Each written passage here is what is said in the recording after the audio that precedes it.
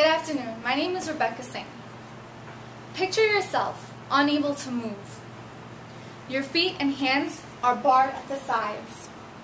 No movement at all. Confined in cages stacked upon each other, you're disease prone. Overfed, overcrowded. You've been fattened up to the point where your legs break. You can no longer sustain yourself. The treatment and feedlots of industrial animals is an important issue. And it is an unacceptable practice that should not be continued. According to sustainable farmers, animals being fed industrial feed are more likely consuming animal products, antibiotics, and other unhealthy substances. This not only puts the animals' health in danger, but it puts us humans' health in danger as well. Today, I will be talking to you about what is the problem, what are the causes, and what are the solutions to this issue of feedlots and treatment of industrial animals. First, let's take a look at what exactly is the problem. We see that industrial livestock are animals that are being abused by our agriculture system. Force feeding, according to Darwin's Medical Dictionary for Health Consumers, says that animals are being fed food against their will. According to the National Institute of Health, cows were designed with stomachs that digest grass. However, they're not being fed grass. Rather, they're being fed this industrial feed, which is unhealthy to their system. Also, we have animals such as pigs that can digest this feed. However, the problem isn't about the digestion, it's more about the overfeeding of the foods that they're receiving. We see that the meat industry is forcing animals to eat beyond their capacity. As seen in the previous pictures, animals their legs are broken and they're being confined to small spaces. And this potentially has an impact on the meats that we receive.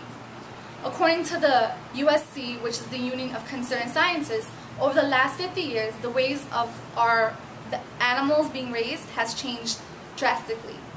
And people are surprised to find out that food animals in the United States are no longer being raised on farms at all.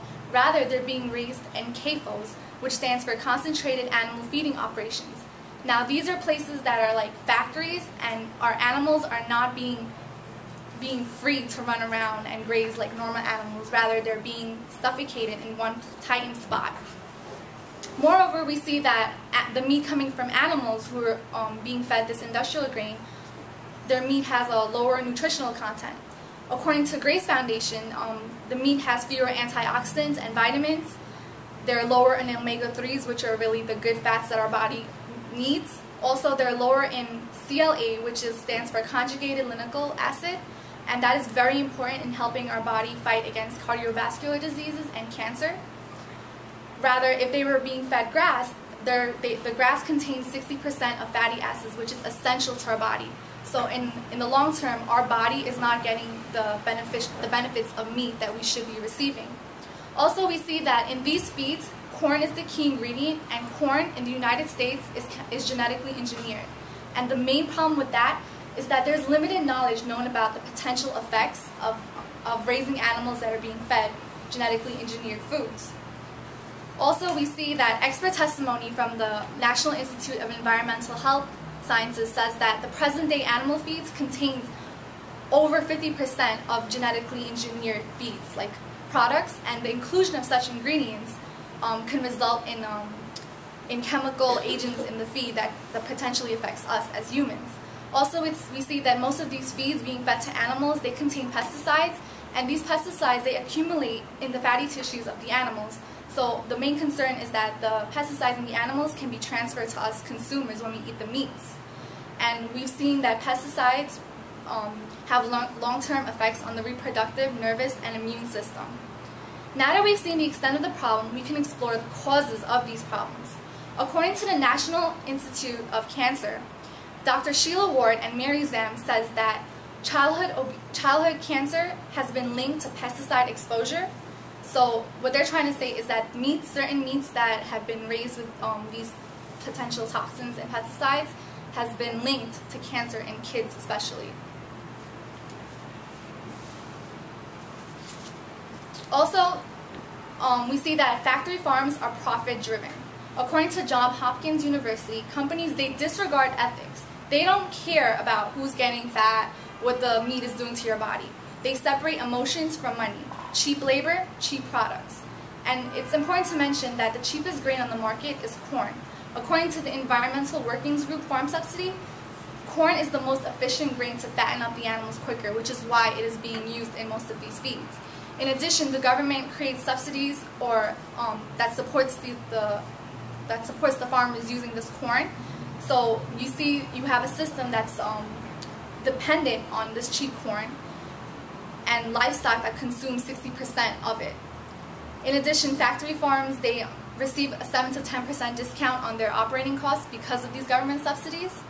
So they're being encouraged to keep producing all these crops in order to, make more grain for the animals. Therefore, the extent of the problem is clear, likewise its major causes.